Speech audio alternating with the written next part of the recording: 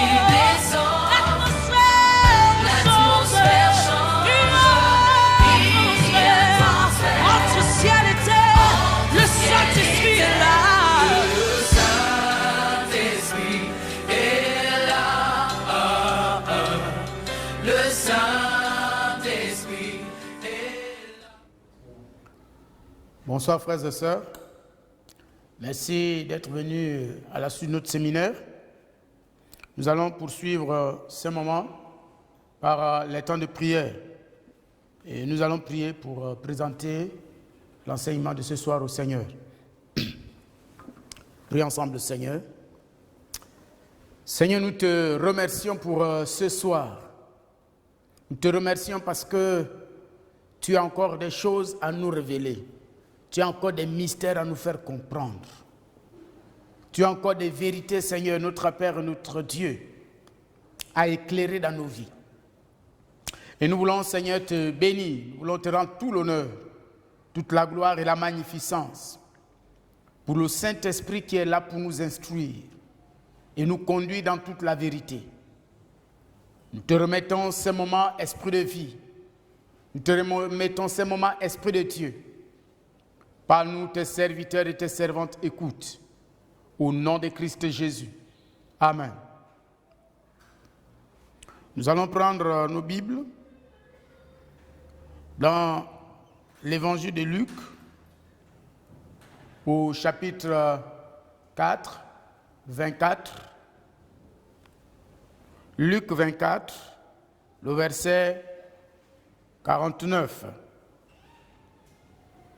Luc 24, 49, il est écrit: « Et voici, j'enverrai sur vous ce que mon Père a promis.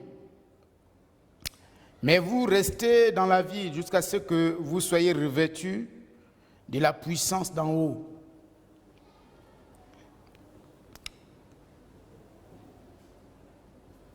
Nous allons poursuivre le thème qui fait l'objet de notre méditation, à savoir marcher par le Saint-Esprit. Hier, nous avons compris que pour marcher par le Saint-Esprit, il faut développer la communion avec lui. Parce que c'est ce que Jésus est venu nous révéler. Il est venu rétablir la communion entre le Père et nous. Et il a été le modèle de cette communion, notre Seigneur Jésus-Christ. Aujourd'hui, nous allons aller dans le même sens, aller encore plus loin dans la compréhension du sujet. Parce que c'est un sujet extrêmement profond. Nous pouvons passer des mois et des mois à étudier vraiment la profondeur de ce sujet. À cet effet, nous allons lire encore un passage dans Luc 4, le verset 1. Jésus, rempli du Saint-Esprit, revient du Jourdain. Et il fut conduit par l'Esprit dans le désert. Voyez-vous, Paul avait une certaine compréhension de la marche par le Saint-Esprit. Et Luc aussi avait aussi sa compréhension de la marche par le Saint-Esprit. Pour être complet dans la compréhension de ce principe biblique, de cette vérité biblique, il est important d'avoir pas seulement le regard de Paul, mais aussi celui de Luc. Si on considère seulement Paul, il va manquer quelque chose. Et si nous considérons seulement Luc, il va manquer quelque chose. Malheureusement, vous allez regarder et apprécier avec moi que l'erreur qui a été commise dans l'histoire de l'Église est celle-là.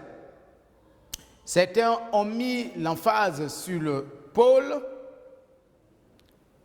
au détriment de Luc, et d'autres ont mis l'accent sur Luc au détriment de Paul. Et on a tous constaté un manquement chez ceux qui mettent l'accent sur Luc et ceux qui mettent l'accent sur Paul. C'est pourquoi nous allons regarder les deux visions pour être complets. Et au sortir de ces moments, je crois que nous allons sortir avec quelque chose d'assez merveilleux. Alors, Paul, lui, il avait une compréhension du Saint-Esprit. Et pour Paul, lui, il s'est plus, dans ses écrits, il s'est plus intéressé au ministère sanctifiant du Saint-Esprit. Paul regarde le Saint-Esprit plus comme la personne qui sanctifie. Il s'est intéressé, il a mis l'accent sur le ministère sanctifiant du Saint-Esprit. Et vous le constatez dans le passage que nous avons considéré le premier jour. Galates 5, le verset 24. Galates 5, 14. 13, 14 jusqu'à 22.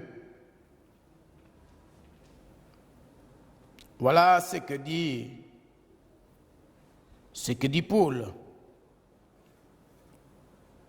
Galates 5.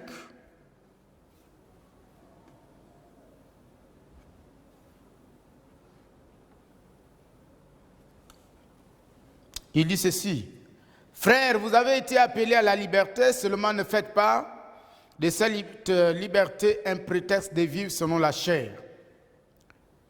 Mais rendez-vous par la charité serviteurs les uns des autres.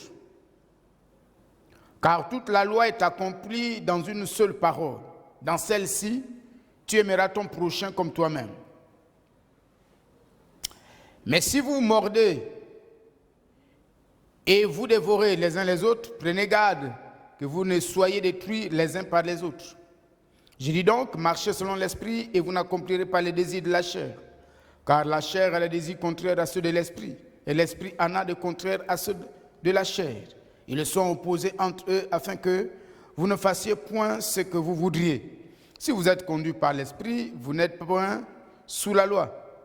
Or, les œuvres de la chair sont manifestes, ce sont l'impudicité, l'impureté, la dissolution, l'idolâtrie, la magie, les inimitiés, les querelles, les jalousies, les animosités, les disputes, les divisions, les sectes, l'envie, l'ivrognerie, les excès des tables et les choses semblables. Je vous dis d'avance, comme je l'ai déjà dit, que ceux qui commettent de telles choses n'hériteront point le royaume de Dieu.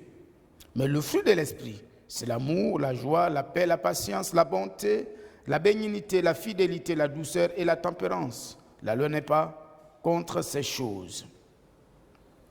Et ceux qui sont à Jésus ont crucifié la chair avec ses passions et ses désirs. Si nous marchons par l'esprit, marchons aussi selon l'esprit. Vous voyez? Ça, c'est le langage de Paul. Quand il parle du Saint-Esprit, il s'intéresse plus à la dimension morale. À la dimension morale. À l'œuvre morale de l'esprit. À l'œuvre sanctifiante de l'esprit. C'est comme ça que Paul aussi définit la marche par le Saint-Esprit. Donc quand Paul parle de marcher selon le Saint-Esprit ou d'être conduit par le Saint-Esprit, ce qui l'intéresse, c'est cette dimension morale, c'est-à-dire notre conduite. Et vous allez, donc, comme je le disais tout à l'heure, que vous regarderez l'Église et vous allez constater que il y a des communautés qui, pour définir le ministère du Saint-Esprit, ils nous regardent, une demande d'aller regarder Paul, une demande d'aller nous intéresser à la vie de Paul, donc à ses épîtres, pour mieux apprécier et comprendre le ministère du Saint-Esprit. Et donc ces églises mettent plus l'accent sur la transformation du peuple de Dieu, sur le témoignage extérieur des vies qui doit être changé, transformé, et ce qui est vraiment une bonne chose, parce qu'il doit y avoir incarnation du message. il doit avoir une manifestation du message de l'évangile dans notre vie de tous les jours. Ça, c'est vraiment normal et je crois que c'est un élément essentiel pour nous. Mais seulement si on se limite à ce niveau, à l'action intérieure de l'esprit, vous allez vous rendre compte que quelque chose va nous manquer. D'où la nécessité aussi de regarder Luc. Et Luc, ce qui est intéressant chez Luc, Luc s'intéresse au ministère charismatique de Jésus, au ministère charismatique de l'Esprit, surtout chez le Seigneur Jésus-Christ. Et c'est ce que nous allons donc regarder dans le passage que nous avons lu. Et nous allons donc nous intéresser à ces deux expressions, être rempli du Saint-Esprit. Être rempli du Saint-Esprit, vous voyez, ça c'est l'action intérieure. C'est le ministère intérieur de l'Esprit de Dieu. C'est le Saint-Esprit qui s'occupe de moi, qui s'occupe de ma transformation, qui s'occupe de mon changement. C'est le Saint-Esprit en moi qui rend visible, qui rend palpable, qui rend concret. Voilà, la vie de Dieu, la vie de Christ. Voilà, se manifester par des transformations qu'il opère. Vous voyez, par exemple, le voleur, tu arrêtes de voler. Le menteur qui arrête de mentir. Celui qui vit dans l'impudicité, il arrête son impudicité. Celui qui vit dans l'adultère, il arrête son adultère. Celui qui était dans des sectes, il sort de ces sectes. Celui qui était dans l'ivrognerie, il arrête les alcools. Celui qui était dans le tabac, il arrête le tabac. Ça, c'est la dimension de la plénitude du Saint-Esprit. C'est pourquoi on nous dit, Jésus rempli du Saint-Esprit revint du Jourdain. Ça, c'est le ministère intérieur de l'Esprit de Dieu qui transforme notre vie. Notre vie change. Le menteur arrête de mentir. Le voleur arrête de voler. L'ivrogne arrête de boire. L'idolâtre arrête d'adorer des idoles. Donc quand il a les médicaments dans sa maison, il les amène et on brûle. Ça, c'est la dimension sanctifiante de l'esprit. Et quelqu'un qui a fait l'expérience, la nouvelle naissance, quelqu'un qui a refait l'expérience de la conversion, quelqu'un qui est né de nouveau, doit faire l'expérience de cette première dimension de l'esprit. Le ministère de l'esprit au-dedans de nous, à l'intérieur de nous. C'est important. Ça, c'est la première œuvre que l'esprit accomplit. C'est une œuvre intérieure, c'est une œuvre de transformation, c'est une œuvre de changement. Vous voyez? Je ne donne plus de faux rendez-vous, je ne fais plus de fausses promesses. Je réalise ce que je promets, je fais ce que je dis. Voilà, ça c'est Jésus rempli du Saint-Esprit. Ça c'est la dimension de Paul, celle dont je vous parlais tout à l'heure. Et marcher par l'Esprit selon Paul, c'est celui-là qui manifeste le fruit de l'Esprit. La patience, la maîtrise de soi, la joie, la paix intérieure, l'amour, la bénignité, le service. Comme nous avons vu le premier jour, on sert les autres. C'est ça, marcher par le Saint-Esprit. C'est celui qui vit cette dimension, ces valeurs, ces vertus de l'Évangile, ces vertus de l'Esprit. Ça devient visible, ça devient l'humilité. L'humilité précède la gloire. Jésus s'est humilié jusqu'à la mort sur la croix. On voit encore aujourd'hui des chrétiens qui sont à la recherche des titres, des positions. Voilà. Et lorsque vous ne l'honorez pas, vous ne l'appelez pas par son titre, il trouve un problème. Il faut dire, ah, mon ancien, ah, mon diacre, ah, mon pasteur, ah, monsieur, mon excellence. Non, à l'église, on n'est pas excellence. Oui, on est frère en Christ. Mon DG, à l'église, on n'est pas DG. On est frère en Christ. Donc, on doit t'appeler frère. Tu es DG là-bas au bureau. À l'église, tu es frère en Christ. Et quand nous sommes entre frères, le pasteur ne doit pas être scandalisé Qu'un frère dise, oh frère Joseph, parce que des fois, oh je suis ton pasteur. Non, frère Joseph, frère Jacques. Même si on ne te dit pas ancien, ne sois pas scandalisé. Même si on ne te dit pas maman pasteur, ne sois pas scandalisé. La Bible dit que Jésus s'est humilié lui-même. Il a quitté sa gloire, il est descendu, il est devenu serviteur. C'est ça. Je ne dis pas que on ne doit pas nous respecter. Le respect n'est pas lié à un titre. Le respect est lié à la révélation que les gens ont de ce que nous sommes. Ok. Donc, vous voyez, ça c'est la dimension de la plénitude du Saint-Esprit. Jésus rempli du Saint-Esprit revint du Jourdain. Et quand nous sommes nés de nouveau, nous sommes remplis de l'Esprit. Parce que Jésus ne vient pas dans notre vie à moitié, non, il vient complet. Il ne vient pas dans notre vie, parce que certains pensent qu'il faut qu'ils augmentent la présence de Dieu. Jésus vient tout entier en nous, le Saint-Esprit vient tout entier en nous, le Père vient tout entier en nous. Mais avec cette dimension seulement, nous ne pouvons pas opérer. C'est pourquoi nous devons aussi nous intéresser à la compréhension de Luc. Et pour Luc, lui s'intéresse à la dimension charismatique de Jésus, de l'onction, de l'action du Saint-Esprit. Et lorsque on prend Luc et Paul, on les met ensemble, vous voyez que c'est complet. Donc pour rendre complet le ministère de l'Esprit, il faut regarder chez Luc, parce que lui, il s'intéresse à la dimension charismatique. Et ces deux visions de l'Esprit nous aident à comprendre deux expressions que nous trouvons chez Luc, mais également chez Paul. Quelles sont ces deux expressions? C'est l'expression de la plénitude de l'Esprit et le revêtement de puissance. En réalité, ce sont deux dimensions de la manifestation de l'Esprit. La plénitude de l'Esprit, celle que je venais de nous exposer, de nous présenter, ça c'est la première dimension. Ça c'est la première dimension. Celle qui change et transforme notre vie, c'est la première dimension. Mais après, il faut une autre dimension. C'est la dimension du revêtement de puissance.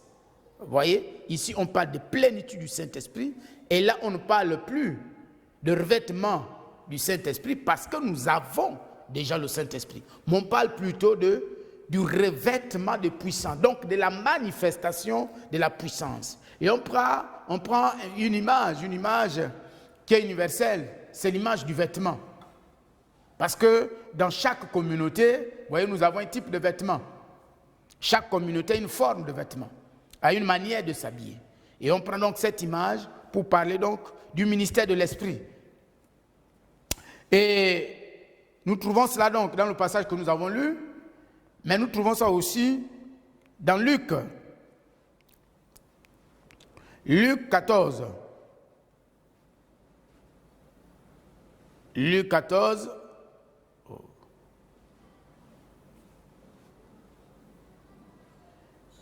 Luc 4, verset 14. Jésus, revêtu de la puissance de l'Esprit, retourna en Galilée. Et sa renommée se répandit dans tout le pays d'alentour. Jésus, revêtu de la puissance de l'Esprit, retourna en Galilée et sa renommée se répandit dans tout le pays d'alentour. Vous avez aussi, toujours dans Luc, le premier passage que nous avons lu, au chapitre 24,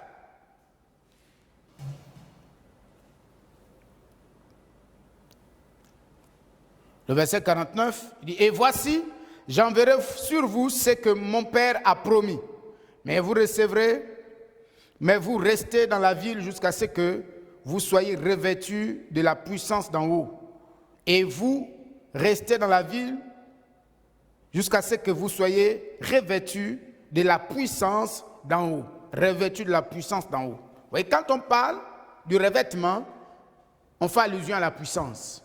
Et quand on parle de la plénitude, on fait allusion à la personne elle-même, la personne de l'Esprit. La personne de l'Esprit. Et C'est, comme je nous disais, que celui qui a compris ça, c'est Luc, qui a bien compris le ministère de l'Esprit et surtout la dimension charismatique de l'Esprit. Parce que la première dimension, elle ne fait son œuvre qu'à l'intérieur de chacun. Mais cette dimension intérieure n'a pas d'impact sur l'extérieur. C'est vrai que son impact est le fait que l'on nous apprécie, l'on apprécie notre vie, l'on célèbre la qualité de notre vie, notre qualité morale. Nous sommes des exemples sur le plan moral, sur le plan éthique. Nous sommes des exemples. Mais avec cette dimension, on ne peut pas résoudre les problèmes de la vie, les problèmes des hommes autour de nous. Parce que l'évangile est bonne nouvelle. Pourquoi? L'évangile est une bonne nouvelle parce que l'évangile a la capacité de résoudre les problèmes concrets des hommes. Dans Actes 1, le verset 8, il est écrit: mais vous recevrez une puissance, celle du Saint-Esprit, survenant sur vous.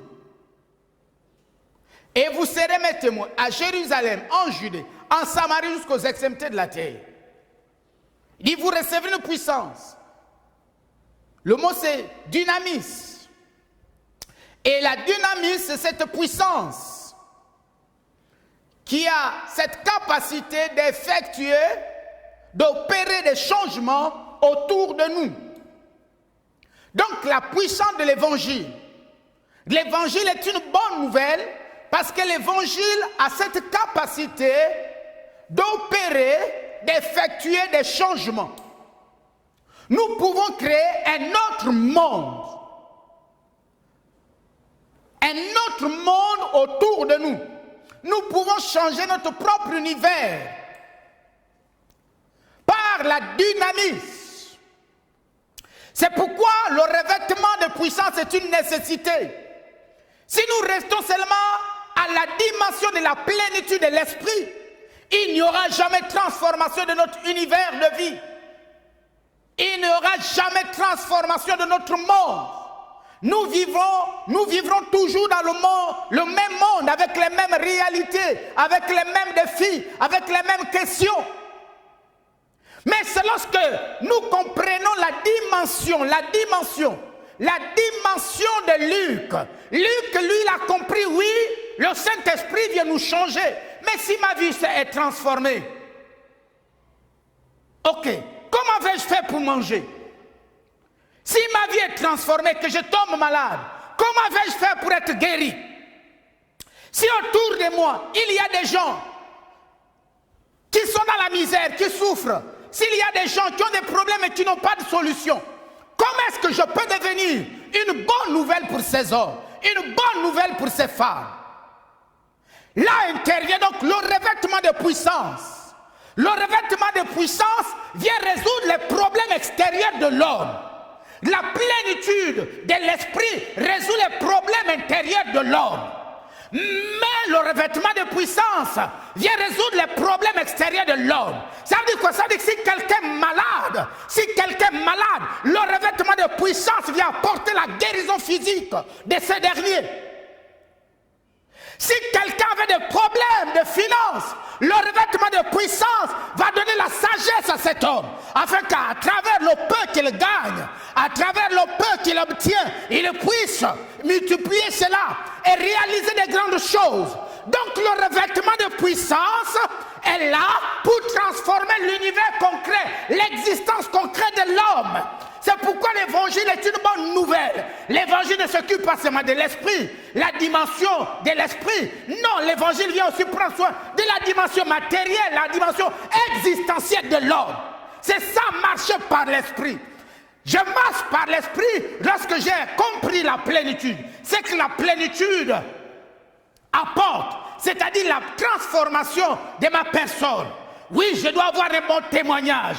Oui, les gens doivent parler positivement de moi parce qu'ils voient en moi des transformations. Ils voient en moi des changements. Ils voient que je ressemble à Christ. Ils voient que je suis honnête. Je marche dans la probité. Je suis dans l'intégrité. Oui, ils voient que je suis quelqu'un qui tient parole. Ça, c'est la plénitude. Mais en même temps, il doit pouvoir voir à moi quelqu'un qui est une réponse aux besoins concrets. Imaginons en une église. Regardez cet homme, cette femme qui venait dans l'église. Dans la synagogue, la Bible déclare qu'elle venait là. Dans la synagogue. Elle fréquentait la synagogue du village. Mais elle est restée toujours malade. Mais Jésus, revêtu de la puissance d'en haut, dès qu'il a vu cette femme qui fréquentait la synagogue et qui est restée pendant des années sans solution à son problème, mais Jésus, qui était à la fois rempli de l'esprit, mais également revêtu de la puissance d'en haut, qu'est-ce qu'il va faire? Il va manifester sa dimension du revêtement en touchant la bosse de cette femme. Et après 18 ans de souffrance, la femme s'est retrouvée totalement restaurée. Oui, la dimension du revêtement. La Bible nous dit quoi? La Bible, à l'heure de la prière, la 9e heure, à l'heure de la prière, pendant que Pierre et Jean allaient où? Ils allaient au temple pour la prière. Il y avait un homme qui était devenu un fardeau pour les autres, parce qu'il était paralysé, il n'avait pas de pied. Les autres le transportaient pour l'amener là, devant le temple. Et il demandait l'aumône. Mais le revêtement de puissance, regardez comment se manifeste le revêtement de puissance. Il y a la dimension de la vision. Et dans cette dimension de la vision, Pierre va percevoir le véritable besoin de cet homme. Il va dire, si nous lui donnons 100 francs, son problème reste entier. Demain, il reviendra et nous demandera encore 100 francs. Mais quel est son véritable problème? Il est là, c'est parce qu'il n'a pas de pied. Mais l'impact de son manque de pied,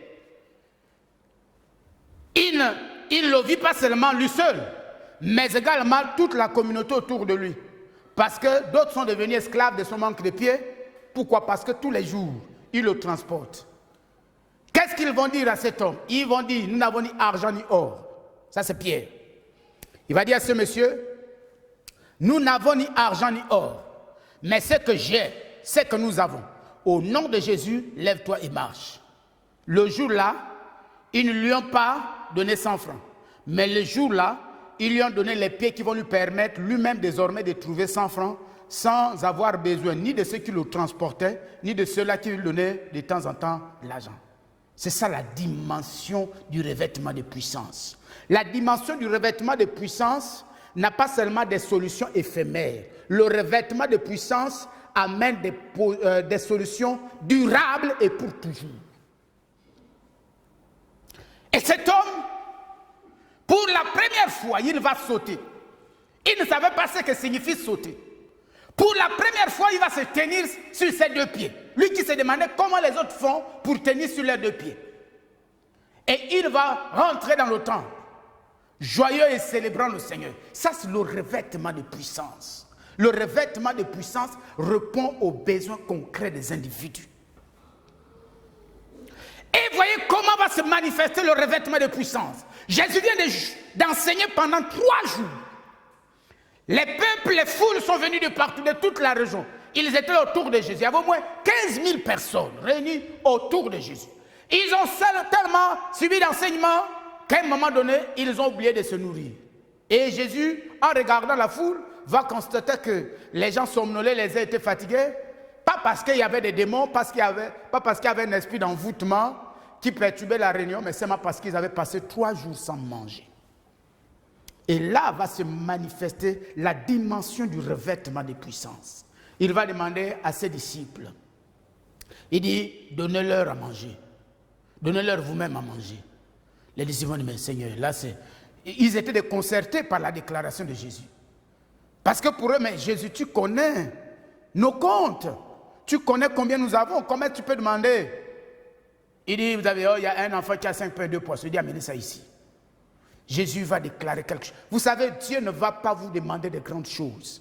Quand Dieu veut commencer des grandes choses avec vous, parce qu'il sait que tu as la dimension du revêtement de puissance, il va te demander le peu que tu as. Il te dit, qu'est-ce que tu as? Tu vois, peut certainement lui, je n'ai que les mains. Il dit, apporte tes mains, je vais les bénir. Oh Seigneur, les mains, oui, amène ça. Tu as combien? Ah, j'ai seulement 50 000. Il dit, amène tes 50 000. Il va te demander, tu as combien? Ah, Seigneur, je n'ai que ma formation. Il dit, amène cette formation. Il dit, tu as combien? Tu as dit, ah, Seigneur, ce que je sais, c'est peut-être simplement nouer le manioc, attacher le manioc, mettre le manioc à l'eau. Mais qu'est-ce que je peux faire avec le manioc? Il dit, apporte ça. Parce que la dimension du revêtement de puissance, la dimension de la manifestation du surnaturel. Le surnaturel est notre dimension de vie. C'est là où Dieu nous attend. C'est là où il attend son église. Mais l'église est restée dans la dimension de la plénitude. Oui, frère. Nos vies doivent changer, c'est vrai. Mais le monde a besoin de nous voir comme une réponse à leurs besoins concrets. Il y a des gens autour de nous qui n'ont rien à manger. Donnons-leur à manger. Il y a deux dimensions de nourriture. La dimension de l'évangile, ils doivent manger l'évangile. Ils doivent manger la bonne nouvelle. Oh mes frères, c'est pourquoi Jésus a rompu le pain. Quand Jésus a rompu le pain, qu'est-ce qu'il a dit?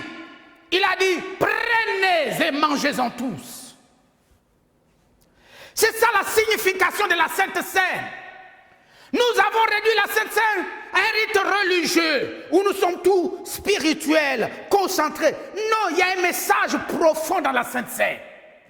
Quel est le message profond? Le message profond de la Sainte Seine, c'est que chaque être humain a besoin du pain de vie. Chaque être humain doit manger ce pain. Chaque être humain doit boire cette coupe de la nouvelle alliance. Mais comment il mange ce pain et boit cette coupe? Il mange ce pain et boit cette coupe lorsque tu lui apportes la bonne nouvelle, l'évangile. Dès qu'il accepte cet évangile, il est en train de consommer le pain de vie. Il est en train de boire le sang de la nouvelle alliance. Et le monde autour de nous a besoin de ça. Les cris du monde, les pleurs du monde, les troubles du monde, les bouleversements sociaux, les bouleversements économiques, les bouleversements politiques, les bouleversements sociaux que nous observons autour de nous n'ont qu'un seul message. Lequel message? C'est que le monde a faim et le monde a soif.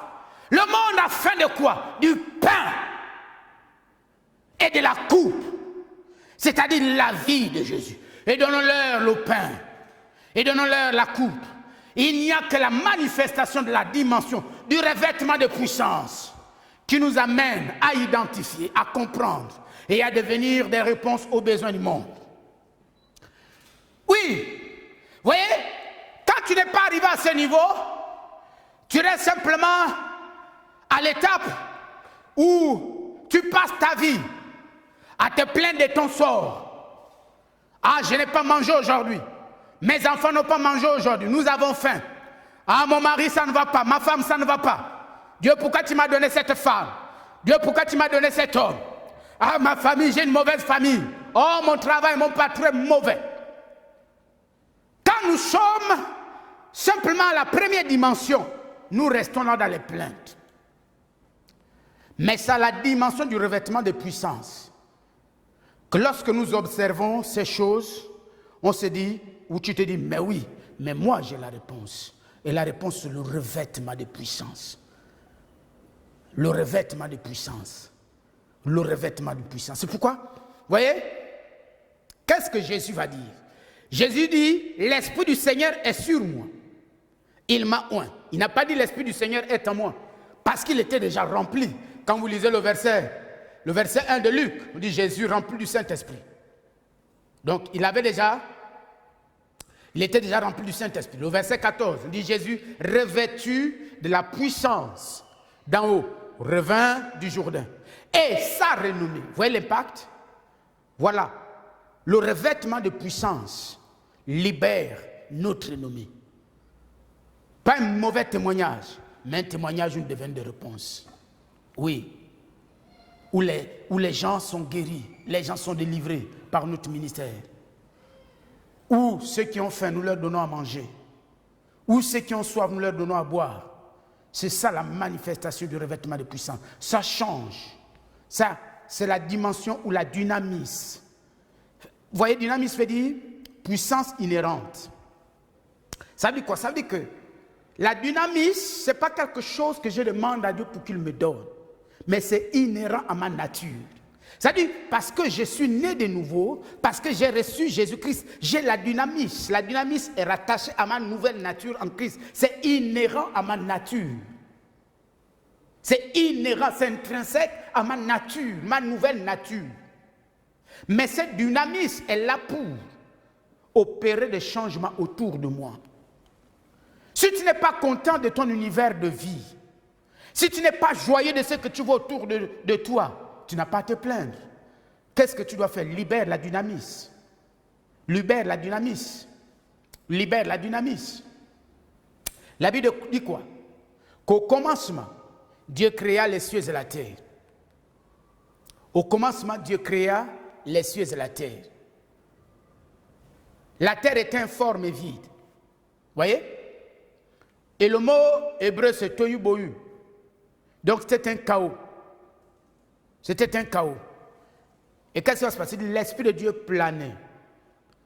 L'Esprit de Dieu couvait. L'Esprit de Dieu se mouvait au-dessus des eaux. Et Dieu dit deux choses. Il y avait l'Esprit qui était là, qui planait. Et la deuxième chose, Dieu a parlé. Tu veux transformer ton univers? Oui. Est-ce que c'est possible? Oui, c'est possible. Qu'est-ce qui rend cela possible? Les deux bras de Dieu. Quels sont les deux bras de Dieu? Il y a le Saint-Esprit. Donc la dynamis, tu l'as. Et il y a la parole. Tu as la parole. Parce que Dieu, il y avait l'Esprit et il y avait la parole. Tu as l'Esprit et tu as la parole. Et donc la transformation de ton environnement devient possible. Si tu meurs dans l'environnement actuel que tu vois, que tu vis, n'accuse pas Dieu, tu es le seul responsable. Parce que tu as la dynamis. Ça veut dire quoi? Tu as le revêtement, tu as la plénitude et le revêtement de puissance. Tu as les deux éléments qui apportent des changements. Et si tu sais utiliser ces deux éléments, c'est ce qu'on appelle marcher par le Saint-Esprit. Donc, si on doit résumer la marche par le Saint-Esprit, c'est quoi? Il y a deux dimensions. La dimension intérieure, la dimension de ma transformation, de mon changement intérieur, de ma dimension, ma transformation morale, éthique, mais il y a aussi la dimension extérieure. Et la dimension extérieure, c'est lorsque j'utilise le revêtement de puissance pour changer les choses autour de moi, pour répondre aux besoins des gens, autour de moi. Lorsque je prie, quelqu'un qui est malade, il est guéri, il est délivré, oui. Lorsque je donne à manger à celui qui a faim, lorsque je donne à boire à celui qui a soif, mais lorsque je donne aussi les clés qui peuvent changer l'existence de quelqu'un, ou cette femme qui n'avait pas d'enfant, enfante, lorsque ces hommes et ces femmes qui n'avaient jamais mangé le pain de vie, Jésus-Christ, le pain de la Sainte Seine, je leur donne ce pain, ils font l'expérience de Christ. Voilà les deux dimensions de la marche par le Saint-Esprit. Et c'est là où Dieu t'attend. En cette année 2020, c'est là où Dieu t'attend. Utilise, sers-toi de ces deux dimensions de l'Esprit. Ne te contente pas de la première dimension de la plénitude, mais rentre également de la dimension du revêtement de puissance. Parce que c'est cette dimension qui va changer tout autour de toi. Quand il y a un problème qui se présente, ce n'est pas ta dimension intérieure qui change le problème. Ce qui va changer le problème, c'est la dimension du revêtement de puissance. Donc, la dimension de la manifestation du Saint-Esprit. Et si tu comprends ces deux éléments, ces deux vérités, tu vas aller de l'avant. Maintenant, comment faire? Comment faire, s'il te plaît? C'est simple. Jésus a dit que si un enfant, un matin se lève et demande à son père, « Papa, donne-moi le pain », il dit, est-ce qu'il va lui donner les pierres? Et qu'est-ce qu'il va faire? Il va envoyer les autres enfants chez le Malien. Il dit, achète le pain. Qu'est-ce que Jésus voulait dire? Il dit, si toi aussi, toi qui m'écoutes là, si tu lui demandes le Saint-Esprit, il n'y a pas de raison qui ne te donne pas le Saint-Esprit. Parce qu'il sait que c'est ça qui doit te servir. Mais le problème aussi, c'est parce que nous les chrétiens, on a réduit le Saint-Esprit au temple. On n'a pas compris que le Saint-Esprit doit être actif dans toutes nos activités. Si tu amènes le Saint-Esprit au travail, tu connaîtras toujours le succès. Si tu amènes le Saint-Esprit au mariage, ton mariage connaîtra le succès. Si tu amènes le Saint-Esprit dans ton entreprise connaîtra toujours le succès. Mais le problème, c'est parce qu'on a cru que le Saint-Esprit, c'est pour parler seulement en langue au temple. Que le Saint-Esprit, c'est pour prophétiser dimanche au temple, ainsi. Non, mon frère. Le Saint-Esprit, c'est ce que le juif a compris. La conception juive de Dieu, c'est que c'est un Dieu pragmatique qui agit dans tous les domaines de la vie du juif. Et c'est comme ça que tu devais aussi comprendre le ministère du Saint-Esprit. Tu as une responsabilité, utilise la dimension charismatique de l'Esprit. Et il va apporter des changements, il va t'inspirer des choses. Et tu deviendras quelqu'un de très surnaturel, d'extraordinaire. Donc retenez ces deux vérités et marchez avec ça cette année et vous connaissez toujours le succès.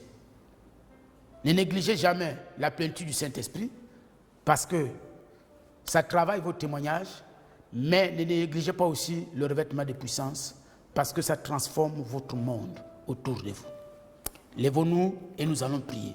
Si tu n'es pas encore baptisé du Saint-Esprit, tu vas faire avec moi cette prière. Tu as dit, Seigneur Jésus, merci pour ta parole. Je prie d'abord pour ceux-là qui n'ont pas encore reçu Jésus. Tu as invité Jésus dans ta vie. Seigneur, merci pour ta parole. Je t'invite cet après-midi comme mon Seigneur et mon Sauveur personnel. Prends la direction de ma vie et fais de moi ce que tu veux. Au nom de Christ Jésus. Amen. Maintenant, nous allons prier. Je vais prier pour toi. Peut-être que tu avais déjà reçu même ce revêtement de puissance, mais tu n'étais pas conscient. Ou tu ne savais pas comment t'en servir dans tes activités quotidiennes. Ou encore, tu n'as jamais reçu ça. Tu vas dire, Seigneur, merci pour la plénitude. Merci, Seigneur. Parce que dès lors que je t'ai reçu comme mon Seigneur et Sauveur personnel, alléluia, rabababa, Riko sondo robashika rabare kakakase, ribarababa, Riko robarina rabase, oh yes. Je vois la gloire de la dynamis. Merci Seigneur de gloire. Riko sondo robashika rabaro kakashikara, rinna rabaro barabasina rabaro bakabarabase. Dis Seigneur, merci. Merci parce que je suis rempli de l'Esprit. Je suis rempli de l'Esprit. Et le Saint-Esprit opère à l'intérieur de moi.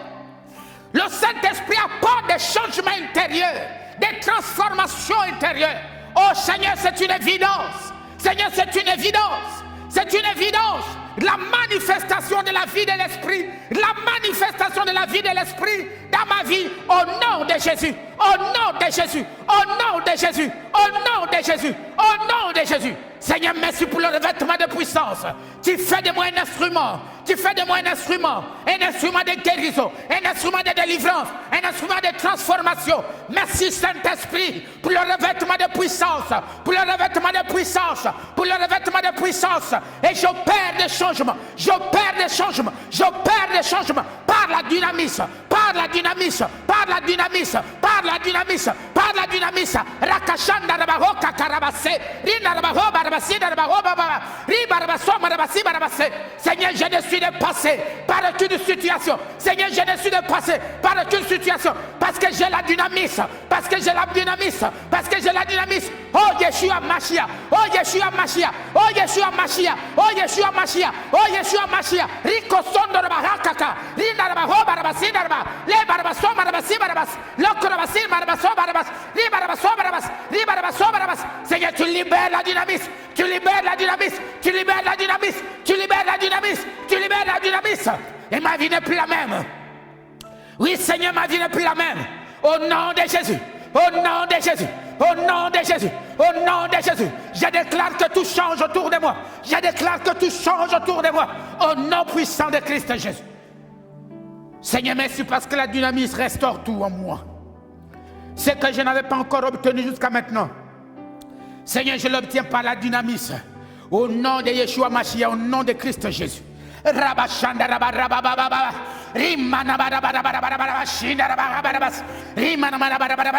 Oui, Seigneur, le revêtement de puissance. Brise les chaînes. Brise les chaînes de la servitude.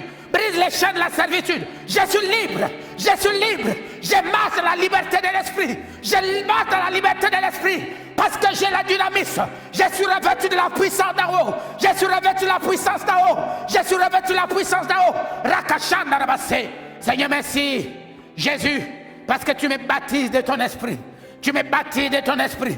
Tu me baptises de ton esprit. Tu me baptises de ton esprit. Tu me baptises de ton esprit. Reçois l'esprit. Reçois au nom de Christ Jésus. Alléluia. Prends l'esprit. Oh, prends. Au nom de Jésus. Seigneur, merci pour le mouvement de ton esprit. Je vois le Saint-Esprit à l'œuvre dans ta maison. Je le vois à l'œuvre, je le vois à l'œuvre, je le vois à l'œuvre. Oui, laisse-le te remplir. Laisse-le assaillir ta maison, laisse-le remplir ta maison. Laisse l'esprit saturer ta vie. Laisse l'esprit saturer ta vie. Oui, parle en langue. La Bible déclare que celui qui parle en langue dit des mystères à Dieu. Commence à parler en langue. Commence à parler en langue. Pendant que tu parles en langue, tu prophétises. Pendant que tu parles en langue, tu es en train d'ouvrir une nouvelle voie dans ta vie au nom de Christ Jésus. Merci Seigneur Jésus. Béni soit ton nom Seigneur. Au nom de Christ Jésus. Amen. Merci beaucoup frères et sœurs d'avoir été fidèles à notre émission, mais vous pouvez aussi devenir partenaire. Si vous voulez que cette émission aille loin, si vous voulez que cette émission devienne une source de bénédiction pour le monde, pour les nations, nous avons besoin de votre soutien. Votre soutien dans la prière, mais vous pouvez aussi apporter votre aide financière pour nous permettre de financer ce type d'événement. Soyez bénis et merci. Si le Saint-Esprit vous touche et vous donne de soutenir cette œuvre, nous avons notre Airtel Money, c'est 020-241 74 424 423 423 ou directement 074 pour ceux du Gabon 424 423 423. Que le Saint-Esprit bénisse votre offrande et que cette offrande intercède à votre faveur. Soyez bénis et que ce que vous avez reçu pendant ces 3 jours change et transforme votre vie pour toujours. Merci. L'atmosphère change. Entre ciel et terre, le Saint-Esprit est là. Le Saint-Esprit est là. Le Saint